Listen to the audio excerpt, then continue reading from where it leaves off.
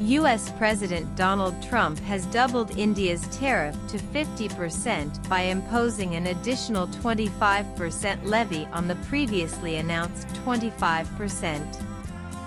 U.S. President Donald Trump imposed sanctions on India to bring an end to the Russia-Ukraine war, the White House said on Tuesday. Addressing a press briefing, White House Press Secretary Caroline Leavitt said that the move was designed to put secondary pressure on Moscow. Trump has imposed tariffs totaling 50% on India, including 25% for New Delhi's purchases of Russian oil, which will come into effect from August 27. The president has put tremendous public pressure to bring this war to a close. He has taken actions, as you have seen, sanctions on India and other actions as well. He's made himself very clear that he wants to see this war end, and he has scoffed at the ideas of others that have been raised that we should wait another month before any meeting takes place, Leavitt said.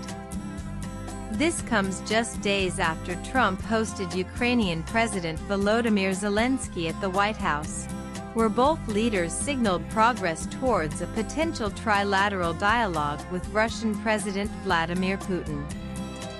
Trump described the talks very successful day, while Zelensky called it was the best conversation he had with the U.S. president so far.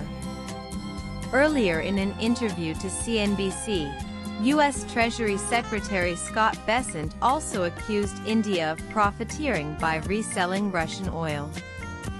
However, India has called the tariffs unjustified and unreasonable.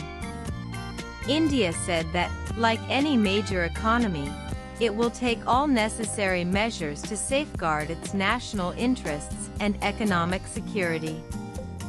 In an answer to another question, Leavitt once again claimed that Trump has ended the military conflict between India and Pakistan.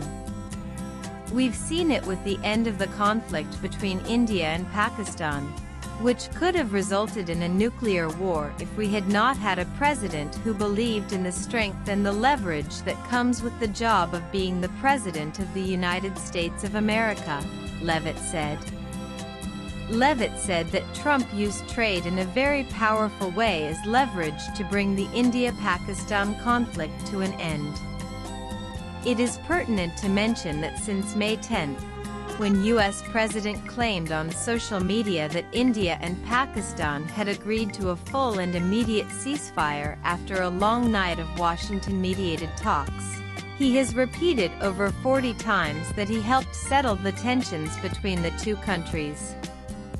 However, India has consistently clarified that the ceasefire understanding was the result of direct discussions between the Directors General of Military Operations (DGMOs) of both militaries.